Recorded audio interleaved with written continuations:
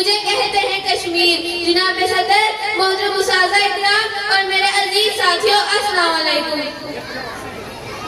آج مجھے جس موضوع پر لب کشائی کا موقع ملا ہے اس کا عنوان ہے جنت نظیر کشمیر۔ جناب صدر، یہ جنت نظیر کشمیر ہے، یہاں پر پھول کھلتے ہیں، میں دیکھتی ہوں کہ آسمانوں نے رنگ بکھیرا ہے، یہاں مسکراہٹوں کا بسیرا ہے، منظر بدلتا ہے کہ میں دیکھتی ہوں دوسری جانب کشمیر کو سیاحوں نے گھیرا ہے۔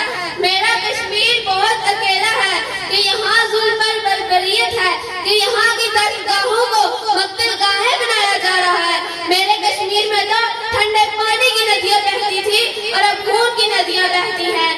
جناب صدر، میں کیسے جہاں میں آ بسی ہوں کہ جہاں ایک طرف کابل اور کشمیر جیسی جنت کو کافروں نے جہنم بنا کے رکھا ہے تو دوسری طرف فلسطین، سیریا، برما میں بہتا مسلمانوں کا خون جہالت اور انتہا پسندی کا ثبوت دیتا ہے۔ جناب صدر، ذرا رکیے، ظلم وہ لاوا ہے جو اپنی حدوں کو وار کرے تو پھٹ پڑتا ہے اور وقت کے سارے فرعونوں کو نوٹ لیتا ہے۔ ارے کہہ دو ظلم کو کہ اپنی اوقات میں رہنا سیکھ لے، ورنہ سر کاٹ کر اخبار پر لٹکا دیں گے۔ جو روز یہ تماشا ہو ہم اس کو سرعام موت کے بازار میں چھٹکا دیں گے، کیونکہ ظلم بھی ظلم ہے، بڑھتا ہے تو مٹ جاتا ہے، بڑھتا ہے تو مٹ جاتا ہے۔ اب میں شعر کے ساتھ اجازت چاہوں گی۔ اے دنیا کے منصفوں، اے دنیا کے منصفوں، سلامتی کے دامنوں، کشمیر کی جلتی وادی میں بہتے ہوئے لہو کا شور سنو بس۔ معزز مہمان گرامی، اساتذہ اکرام اور میرے ہم مکتب تعلیمی ساتھیوں، السلام علیکم۔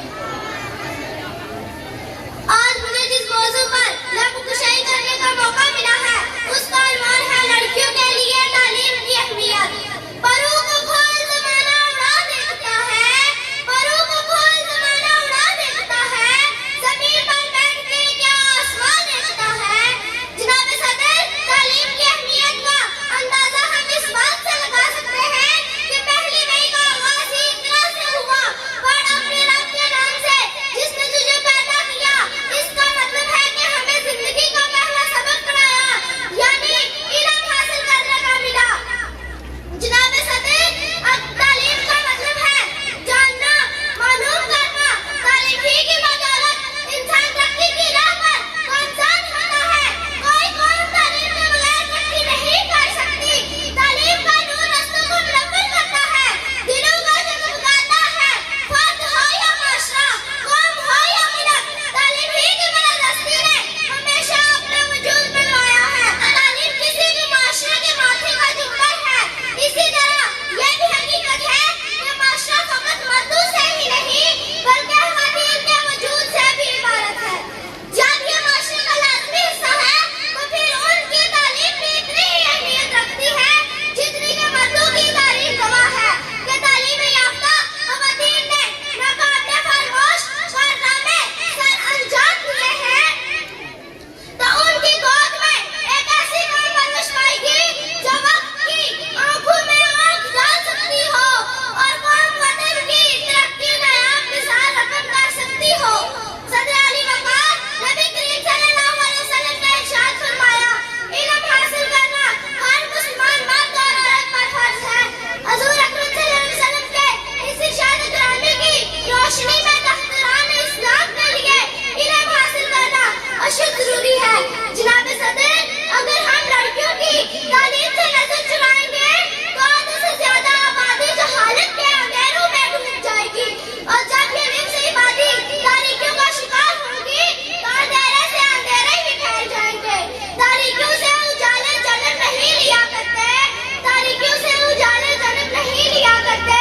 لڑکیوں کو تعلیم سے محروم کرنا فطری اصولوں سے بغاوت ہے۔ آخر میں اس شعر کے ساتھ اجازت چاہتی ہوں۔ وہی ہے راہ تیری عزم و شوق کی منزل، وہی ہے راہ تیری عزم و شوق کی منزل، جہاں ہے فاطمہ عائشہ کے نقش قدم۔ اسی پر چلنا ہے تجھ کو چراغ علم لیے، اسی پر چلنا ہے تجھ کو چراغ علم لیے، بعد وقار اڑنا ہے پھر وفا کا علم بس۔ استاد دیتا ہے، استاد وہ سمندر ہے جو دونوں کو بڑھا دیتا ہے۔ جناب صدر، مہمان خصوصی، میرے عزیز ساتھیوں، السلام علیکم۔ آج مجھے جس موضوع پر لفظ کشائی کرنے کا موقع ملا ہے اس کا عنوان ہے استاد کا مقام و احترام۔ جناب صدر، استاد کیا ہے؟ استاد کہتے کس کو ہے؟ استاد وہ مبارک ہستی ہے جو گمان کو یقین میں بدلتا ہے، جو پتھروں سے ہیرے تراشتا ہے۔ یہ وہ ہستی ہوتی ہے جس کی نگاہوں میں شفقت، لہجے میں مٹھاس اور روپے میں نرمی اور شائستگی ہوتی ہے، وہ استاد کہلاتا ہے۔ جناب صدر، استاد تو وہ ہستی ہوتی ہے جو ہاتھوں میں جگنو لیے شمس اور محمد کی آنکھوں میں آنکھ ڈال کر کہتا ہے، یہ میرے تباہ کو جا کر کہہ دو، یہ میرے تباہ کو جا کر کہہ دو کہ اپنے کرنوں کو گن کر رکھ لے، میں اپنے محرہ کے ذرے ذرے کو خود چمکا سکا ہوں۔ جناب صدر، رشتوں میں سب سے عظیم رشتہ استاد اور شاگرد کا ہوتا ہے، لیکن افسوس طالبہ کا خیال ایسا ہو گیا ہے کہ وہ استاد کی عزت نہیں کرتے۔ اس کا نتیجہ یہ نکلتا ہے کہ کامیابی ان کی مقدر نہیں بنتی۔ والدین تو اپنے بچوں کو صرف 8 سے 5 پر لاتے ہیں، لیکن استاد بچوں کو 8 سے 5 پر پہنچاتے ہیں۔ اب میں اس شعر کے ساتھ اجازت چاہتی ہوں۔ استاد بادشاہ تو نہیں ہوتا، استاد بادشاہ تو نہیں ہوتا، لیکن بادشاہ ضرور بنا دیتا ہے۔ ہماری درسگاہ میں یہ جو استاد ہوتے ہیں حقیقت میں یہی قوم کی بنیاد ہوتے ہیں۔ سنے روداد، ہم جب بھی کسی کی کامیابی کی، سنے روداد، ہم جب بھی کسی کی کامیابی کی، ہر ایک روداد میں مرکزی کردار ہوتے ہیں۔ یہ رکھتے ہیں شرعین کی ہر راہ کو روشن، یہ رکھتے ہیں شرعین کی ہر راہ کو روشن، ہمیں منزل پہ پہنچا کے یہ کتنا شاد ہوتے ہیں۔ جناب صدر، مہمان خصوصی، محترم اساتذہ کرام اور میرے مکتب ساتھیوں، السلام علیکم۔ آج مجھے جس موضوع پر لفظ کشائی کا موقع ملا ہے اس کا عنوان ہے استاد کا مقام۔ جناب صدر، جب مجھے یہ موضوع ملا تو میں سوچ سے مر گئی کہ شاید میں اس موضوع کے ساتھ انصاف نہ کر سکوں، کیونکہ وہ قول شاعر ادب بھی کرینہ ہے محبت کے کرینوں میں، ادب بھی کرینہ ہے محبت کے کرینوں میں، استاد بھی نگینہ ہے جنت کے نگینوں میں۔ جناب، استاد اور شاگرد کا رشتہ ایسا رشتہ ہے جس کی مثال دنیا میں کہیں نہیں ملتی۔ آپ اس رشتے کی اہمیت کا اندازہ اس بات سے لگا سکتے ہیں کہ استاد وہ ہے جو بنجر زمین میں پھول اگا دے، استاد وہ ہے جو پتھر کو تراش کر اسے ہیرا بنا دے، الغرض کہ استاد واجب احترام ہے۔ جناب صدر، امام غزالی نے بھی استاد کے بارے میں فرمایا کہ میرے حقیقی باپ نے تو مجھے آسمان سے زمین پہ لایا، اور میرا روحانی باپ جس نے مجھے دوبارہ زمین سے آسمان میں پہنچا دیا۔ جناب صدر، آپ صلی اللہ علیہ وسلم نے بھی اپنے آپ کو مولن کیا، یعنی استاد اور اس کے رشتے کی اعلیٰ مثال دی۔ جناب صدر، میرا تو یہ مانا ہے کہ جیسے پھول کو خوشبو کی ضرورت ہوتی ہے، چاند کو دمک کی ضرورت ہوتی ہے، سورج کو چمک کی ضرورت ہوتی ہے، اسی طرح ایک معاشرے کو استاد کی ضرورت ہوتی ہے۔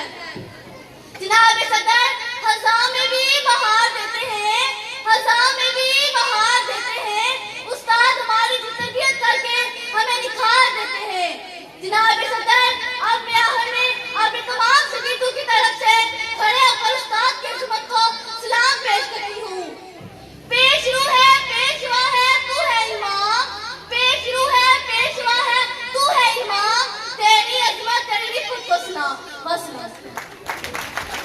جس نے وقت کی طرف سے غفلت بٹی، اس نے اپنی زندگی سے غفلت بٹی۔ اللہ تعالیٰ نے ادامے کائنات کی بنیاد فقط یہ وقت پر رکھی، دولت ابھی ضائع ہو جائے دوبارہ حاصل کی جا سکتی ہے، لیکن میرے دوستوں برا ہوا کہ دن ہوا واپس نہیں آیا۔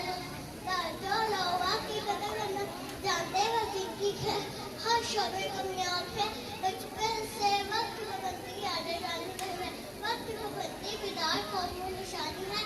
اس شعر کے ساتھ اجازت چاہتی ہوں۔ کہہ رہا ہے بے وقت کھلتی ہے لمحہ لمحہ وقت پر۔ والسلام۔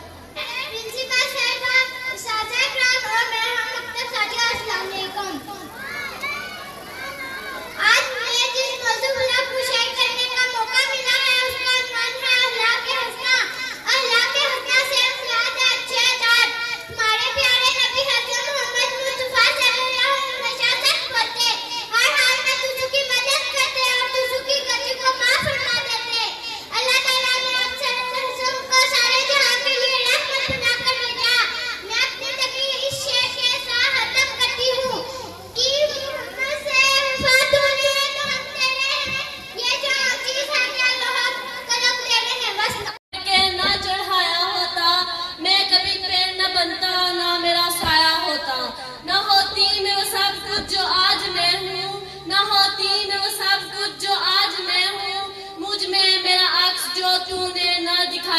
ہوتا. جناب صدر، محترم اساتذہ اکرام اور میرے عزیز ساتھیوں، السلام علیکم.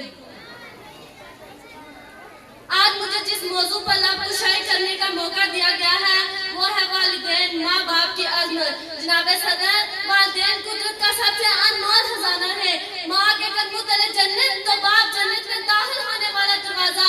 ماں ایک بہلول جذبے اور محبت کا پیکر تو باپ خلوص و دلجوئی کا حسین شاہکار. عرض یہ ہے کہ دونوں ہستیاں وہ ہیں جن کے بنا نہ تو ہماری کوئی پہچان ہے اور نہ ہی کوئی شناخت. جناب صدر، ان ہستیوں کے قدردان ہی رضا الہی کے طالب ہے. دنیا اور آخرت کی سرفرازی میں ان کا مقدر بنتی ہے. بچے جتنے بھی برے ہوں، والدین کبھی ان کے حق میں برا نہیں سوچتے. والدین کی موجودگی احساس ہوتی ہے، والدین کی موجودگی احساس ہوتی ہے. ان کی خدمت سے ہی سب کی کشتی پار ہوتی ہے، ان کی رضا سے ہی سب کی قسمت پائیدار ہوتی ہے. دن کی روشنی ہے رات کا اندھیرا، دن کی روشنی ہے رات کا اندھیرا. صبح کا اجالا ہو یا شام کی شائیں، کوئی بھی موسم، کوئی بھی مزاج، کوئی بھی لمحہ دنیا میں ایسا نہیں جس میں والدین کی بے لوث محبت شامل ہوتی نہ ہو.